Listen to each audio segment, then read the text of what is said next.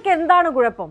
എല്ലാ നിയമപരിരക്ഷയും അവകാശങ്ങളും അവർക്കല്ലേ എന്ന് വിലപിക്കുന്നവരോടാണ്. ഇതൊന്നും പുരുഷാധിപത്യ സമൂഹം കൽപ്പിച്ചു തന്നതല്ല.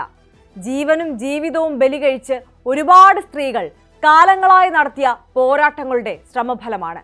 ആ പോരാട്ട വീര്യത്തിന് നൂറ്റാണ്ടുകളുടെ വിയർപ്പിന്റെ മണമുണ്ട്. അത് വോട്ടവകാശം നേടിയെടുക്കുന്നത് മുതൽ വിവേചനങ്ങളെയും ആക്രമണങ്ങളെയും ചെറുക്കുന്നതിനും തൊഴിലെടുക്കാനും തൊഴിലിടങ്ങളിൽ സുരക്ഷ ഉറപ്പാക്കാനും എന്തിന് സ്വന്തം ശരീരത്തിന് മേൽ അവകാശം നേടിയെടുക്കാൻ വേണ്ടി പോലും സ്ത്രീകൾ തെരുവിലിറങ്ങേണ്ടി വന്നിട്ടുണ്ട്. ജീവൻ പോലും നൽകേണ്ടി വന്നിട്ടുണ്ട്. 18-ാം നൂറ്റാണ്ടിൽ തന്നെ സ്ത്രീകൾ അവരുടെ മൂല്യത്തിനായി അവകാശത്തിനായി തുടങ്ങിയ പോരാട്ടങ്ങൾ പലതുണ്ട്. ഒരു മനുഷ്യനായി പരിഗണിക്കപ്പെടണം എന്നത് തുടങ്ങി തങ്ങളുടെ സമ്മതിദാന അവകാശത്തിനായി വരെ പോരാടി. 1830കളിലെ അടിമത്ത നിരോധന പ്രസ്ഥാനത്തിലൂടെയാണ് വോട്ട് ചെയ്യുക എന്ന തങ്ങളുടെ ലക്ഷ്യത്തിലേക്ക് അന്ന് സ്ത്രീകൾ വഴിവെട്ടിയത്. അമേരിക്കയിലും യൂറോപ്പിലുമായി കത്തിപ്പടർന്ന സഫ്രേജ് മൂവ്മെന്റ് വോട്ടവകാശത്തിന് വേണ്ടി മുറവിളി കൂട്ടുക മാത്രമല്ല, സധൈര്യമായി തങ്ങൾക്ക് നിഷേധിച്ച അവകാശം നടപ്പാക്കി തന്നെ പ്രതിഷേധിച്ചു അന്ന് ഒരു കൂട്ടം സ്ത്രീകൾ. 1868 ന്യൂജേഴ്സിയിലെ വൈൻലാൻഡിൽ 172 കറുത്ത വർഗ്ഗക്കാരും വെളുത്ത വർഗ്ഗക്കാരുമായ സ്ത്രീകൾ അടങ്ങുന്ന ഒരു സംഘം പോളിംഗ് ബൂത്തിലേക്ക് പോയി. ആ വർഷത്തെ ദേശീയ തെരഞ്ഞെടുപ്പിൽ വോട്ട് രേഖപ്പെടുത്താൻ സ്വന്തം ബാലറ്റുകളും പെട്ടിയുമായാണ് പോയത്. 1870നും 1872നും ഇടയിൽ കൊളംബിയ ഡിസ്ട്രിക്റ്റിലും രാജ്യത്തുടനീളമുള്ള സംസ്ഥാനങ്ങളിലും ഏകദേശം 100 സ്ത്രീകൾ വോട്ട് ചെയ്യാൻ ശ്രമിച്ചു. ഒടുവിൽ 1872 ന്യൂയോർക്കിൽ വോട്ട് ചെയ്യാൻ സൂസൻ ബി ആന്റണിയും 16 സ്ത്രീകളും പോളിംഗ് ബൂത്തിലെത്തി. അതിന്റെ പേരിൽ അറസ്റ്റിലാവുകയും വിചാരണ നേരിടുകയും ചെയ്തുവെങ്കിലും സമരനായിക സൂസൻ ബി ആന്റണിയെ തകർക്കാനായില്ല. $100 പിഴ ശിക്ഷ വിധിച്ച ജഡ്ജിയെ ജയിലിൽ അയക്കാൻ ആന്റണി വെല്ലുവിളിക്കുകയാണ് ചെയ്തത്. ആ ധീരമായ മാതൃക യുവ സ്ത്രീകളെ പ്രചോദിപ്പിച്ചു. നൂറ്റാണ്ടുകൾക്കിപ്പുറമെങ്കിലും സ്ത്രീകളുടെ വോട്ടവകാശത്തിന് വേണ്ടിയുള്ള പോരാട്ടം ഫലം കണ്ടു. 1920 അമേരിക്കൻ ഭരണഘടന സ്ത്രീകൾക്ക് വോട്ടവകാശം നൽകി. 1928 UK-യിലും തുല്യ വോട്ടവകാശം നിലവിൽ വന്നു. 1945 മുതൽ 1971 വരെയുള്ള കാലങ്ങളിൽ ഇതിന്റെ അലയൊലികൾ മറ്റ് യൂറോപ്യൻ രാജ്യങ്ങളിലും ഇന്ത്യയിലും അടക്കം അലയടിച്ചു. 19-ാം നൂറ്റാണ്ടിലും 20-ാം നൂറ്റാണ്ടിലുമായി നടന്ന മദ്യത്തിനെതിരായ ടെമ്പറൻസ് മൂവ്മെന്റ് ആണ് ലോകത്തിൽ തന്നെ സ്ത്രീകളുടെ ഏറ്റവും വലിയ പങ്കാളിത്തമുണ്ടായ ഒരു പോരാട്ടം. മദ്യപിച്ചെത്തുന്ന പുരുഷന്മാരിൽ നിന്ന് ഏൽക്കേണ്ടി വന്ന പീഡനങ്ങളെ തുടർന്നാണ് അന്ന് സ്ത്രീകൾ സംഘടിച്ചത്. 1960 മുതൽ 1980 വരെ നടന്നത് അനേകായിര സമരങ്ങളാണ്.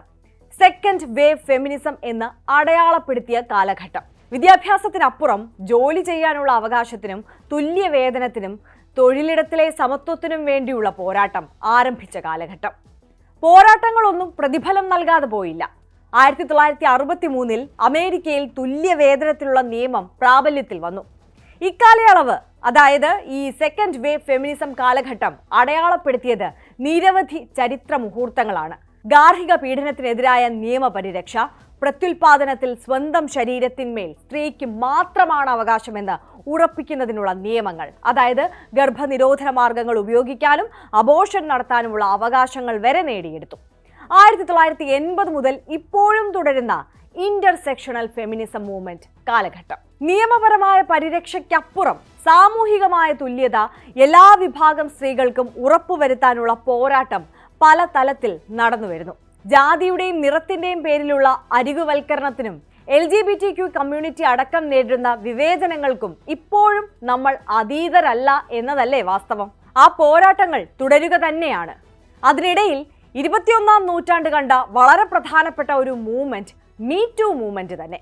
സോഷ്യൽ മീഡിയയുടെ അനന്ത സാധ്യതകളെ സ്ത്രീകൾ പ്രതിഷേധങ്ങൾ അറിയിക്കാനുള്ള വേദിയാക്കി മാറ്റി.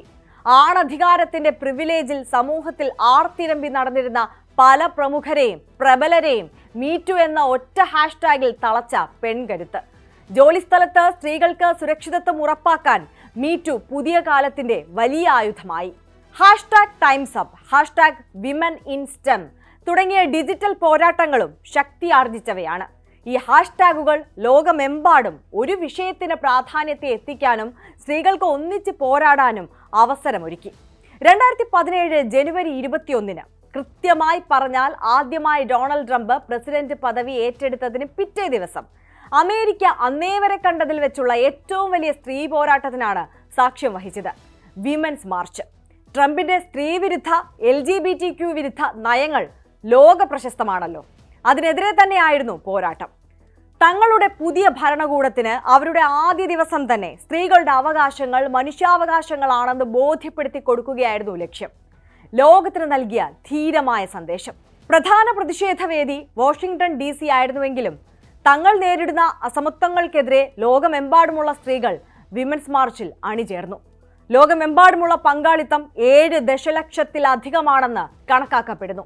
ഇപ്പോഴും വിവിധ രാജ്യങ്ങളിലായി വിമൻസ് മാർച്ചിന്റെ തുടർച്ച കാണാം. സ്ത്രീകളും കുട്ടികളും മുടിയും കൈകാലുകളും പൂർണ്ണമായും മറയും വിധത്തിൽ ഹിജാബ് ധരിക്കണമെന്നാവശ്യപ്പെട്ടുള്ള പ്രാകൃത നിയമത്തിനെതിരെ ഇറാനിലും ഐക്യദാർഢ്യം പ്രഖ്യാപിച്ചുകൊണ്ട് അന്താരാഷ്ട്ര തലത്തിലും നടന്നത് എത്ര വലിയ പോരാട്ടമായിരുന്നു.